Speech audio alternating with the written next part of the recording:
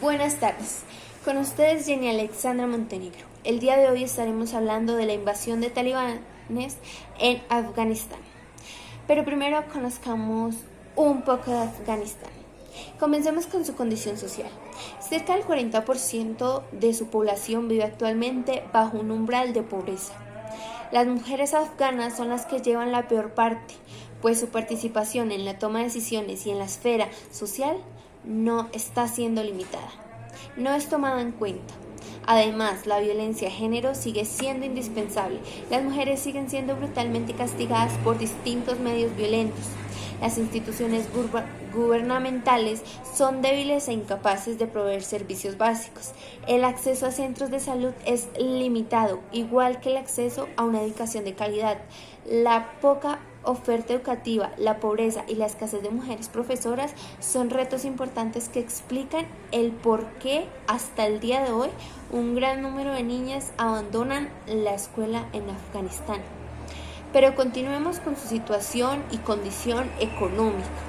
Afganistán es la economía número 115 por número del Producto Interno Bruto. Este presentó una deuda pública en 2019 que fue alrededor de los 1.034 millones de euros, con una deuda del 6,13% del Producto Interno Bruto. Esta entra entre los países con menos deuda respecto al PIB del mundo. Su deuda per cápita es de 32 euros por habitante. Sus habitantes son los menos endeudados del mundo. En cuanto al índice de percepción de la corrupción del sector público en Afganistán, tiene 19 puntos. Así pues, este entra entre los países con mayor corrupción en el sector público de los 179 países estudiados.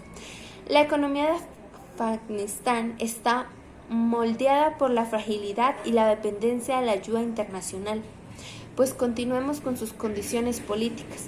La situación política de Afganistán es compleja y confusa. Más de 12 años después del derrocamiento del movimiento talibán, a raíz de la intervención del país de la coalición liderada por Estados Unidos a finales del 2001 y entre paréntesis, tengamos en cuenta también 1379 de la Égira. El gobierno instaló por la comunidad internacional y posteriormente refrendando por el órgano legislativo elegido por voto popular en el 2005.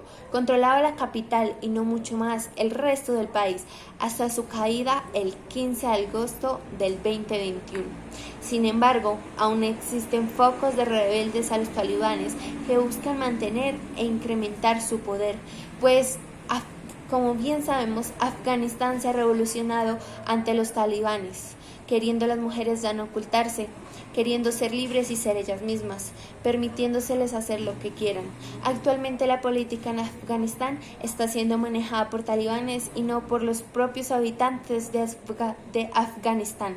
Están siendo sometidos bajo un régimen que ellos no quieren, pero que tienen que luchar. A continuación seguiremos con sus condiciones religiosas, pues Afganistán es una república islámica en donde el Islam es practicado por el 99,7% de su población. Aproximadamente el 90% de los afganos siguen el Islam sunita. El resto son chiitas. Además de los musulmanes, también hay pequeñas minorías de sikhs e hindúes. Los grupos religiosos minoritarios, que son Shia Islam, los chiitas, representan aproximadamente el 10% de la población total de Afganistán, aunque hay algunos sunitas, entre ellos los hazaras, practican el Islam chiita, principalmente de la rama Twelver, con algunos grupos más pequeños que practican la rama ismailita. Los tayikos de Afganistán han sido tradicionalmente chiitas. Musulmanes modernistas y no denominales. Uno de los revivalistas y resucitadores más importantes del movimiento islámico modernista no confesional en la área contemporánea fue Jamal ad-Din Afghani Zoroastrianos.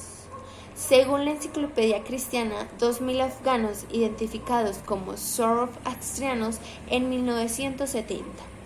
Sinquis e hindúes, alrededor de 4.000 afganos e hindúes, que viven en diferentes ciudades, pero principalmente en Kabul, Jalalabad y Kandahar. El senador Anwar Singh era el único Sikh en el Parlamento afganistán. Por consiguiente, vamos a identificar causas del régimen talibán para que se pudieran empoderar en Afganistán, pues el pánico y la agitación se empoderan en Afganistán después de los insurgentes talibanes capturaron la ciudad capital de Kabul y al parecer el Estado. La caída de Afganistán se produjo apenas 3 meses de que Estados Unidos comenzó a retirar sus tropas del país luego de una guerra de 20 años que mató alrededor de 2.448 miembros del servicio estadounidense, alrededor de 3.846 contratistas militares estadounidenses y unos 66.000 militares y policías afganos. Para los afganos y los observadores internacionales de cierta edad, la historia se repite en Afganistán, puesto que los talibanes, que su significado en pastún serían los estudiantes, tomaron el control de Afganistán en el año 1996 después de capturar a Kabul en la guerra civil afgana. Establecieron un gobierno basado en su interpretación extrema de la ley islámica Sharia y gobernaron durante 5 años. El régimen talibán fue derrocado en 2001 por la invasión afgánica liderada por Estados Unidos. Aquí los expertos de Afganistán ofrecen información sobre los talibanes, entonces y ahora explican el papel de Estados Unidos en el colapso de Afganistán, pues nuevamente tendría que ser un apoyo de Estados Unidos para poder liberarse de los talibanes. ¿Pero contará Afganistán con este apoyo? Por ende, presentaremos también las consecuencias que atraviesan los habitantes afganos o que atravesarían con el paso del tiempo. Por primera parte tendríamos el régimen de los talibanes, pues ¿qué ha cambiado en el régimen de ellos desde el 2001 que fueron liberados? Es una pregunta de muchos, pero según directorios y centros de estudios de universidades de Nebraska,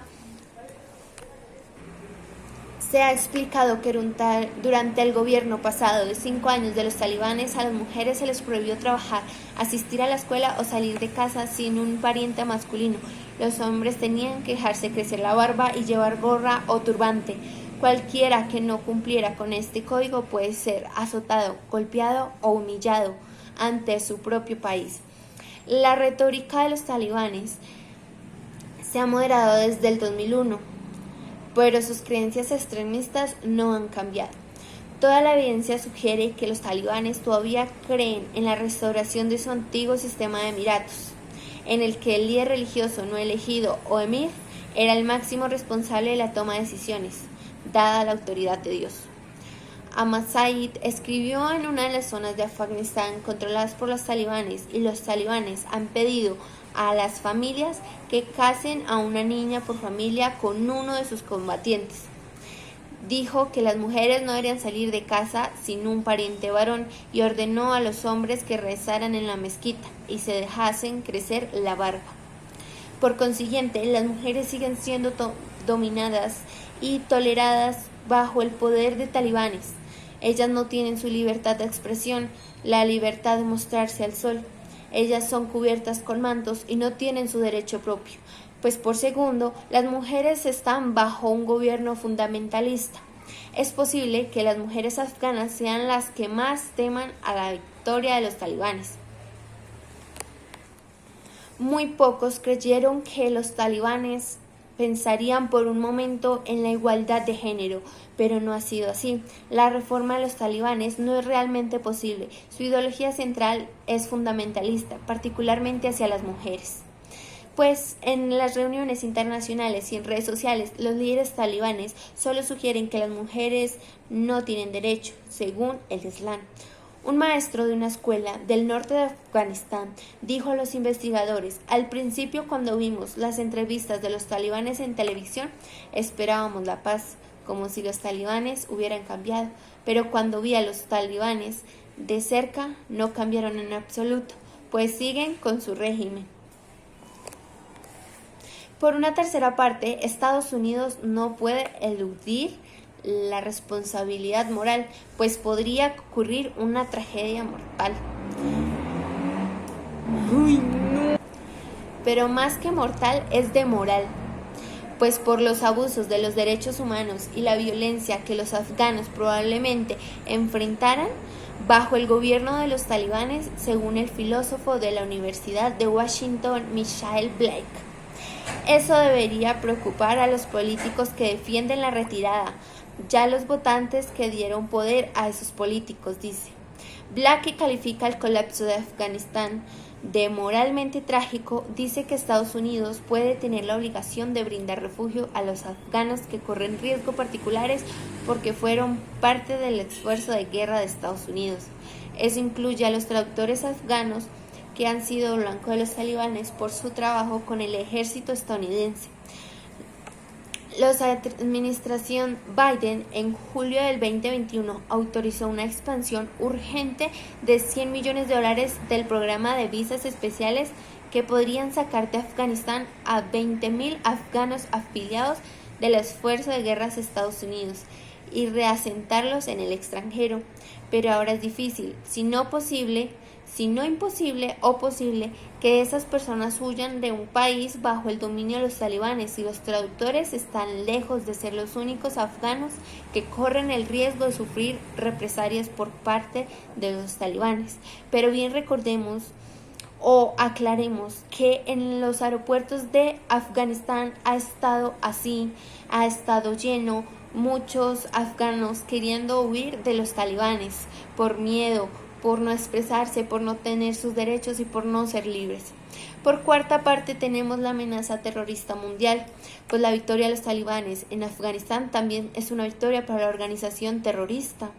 Según Greg Barton, es un profesor de política islámica global de la Universidad de Deakin en Australia. Afganistán fue un lugar de nacimiento de Al-Qaeda, una organización terrorística. En 1988, el grupo dio lugar a las redes terroristas en todo el mundo, incluido Al-Qaeda en Irak, que se transformó en el ISIS, según Barton. Estados Unidos invadió originalmente Afganistán para perseguir y destruir a Al-Qaeda después de que el grupo atacara al World Trade Center y el Pentágono el 11 de septiembre del 2001. Afganistán se había convertido en un refugio para los terroristas bajo el gobierno de los talibanes. Con el regreso de los talibanes al poder, las organizaciones terroristas internacionales podrían, antes de lo previsto, comenzar a operar abiertamente fuera del país nuevamente. Y por quinta parte ¿podrían las fuerzas estadounidenses regresar a Afganistán? Pues esto sería un gran apoyo que tal vez no pase, pero sea una gran oportunidad para los afganos de liberarse de los talibanes y por fin terminar una guerra que se ha empezado. Cuando el expresidente Donald Trump hizo un trato con los talibanes para poner fin a la guerra de Estados Unidos en Afganistán, accedió a una antigua demanda de los talibanes. Las encuestas de opinión pública indicaron un apoyo generado a la decisión que fue tomada por el expresidente.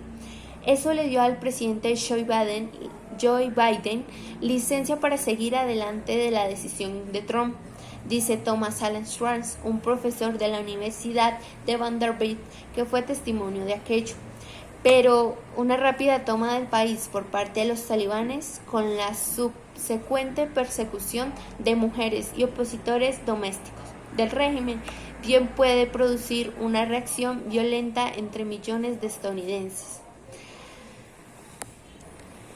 Bien, teniendo en cuenta todo esto, Schwartz señala que la brutalidad de las ejecuciones de ISIS llevó a las fuerzas estadounidenses de regreso a Irak, después de que el presidente George Bush declarara la victoria allí. De manera similar, la represión y carnicería involucradas en uno de los triunfos de los talibanes podría hacer que Biden reconsidere una retirada total de Estados Unidos en Afganistán, que arrojaría una sombra profunda y dañina sobre la presidencia de Biden, pues no estaría prestando el apoyo suficiente para Afganistán. Y tengamos por última parte, para terminar, establezcamos la importancia del reconocimiento de los derechos humanos en la situación que se vive particularmente en Afganistán, pero como primera mano yo quisiera reconocer a las mujeres, la valentía de haberse alzado ante un pueblo, ante un Estado y ante unos talibanes. No cualquiera la tiene, pero las mujeres tampoco tienen su derecho. Ellas deben ser libres, deben ser sí mismas.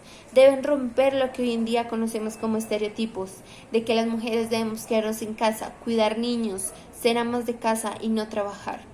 Nosotras también podemos y tenemos la suficiente capacidad de lograrlo. Por eso me parecería muy válido que cada mujer tuviera su derecho, que no fuera negado. Los derechos son importantes porque son los que también nos hacen personas, así como los deberes. Pero el derecho está en uno poder ser y demostrar quién es. Eso fue todo por el día de hoy. Muchas gracias.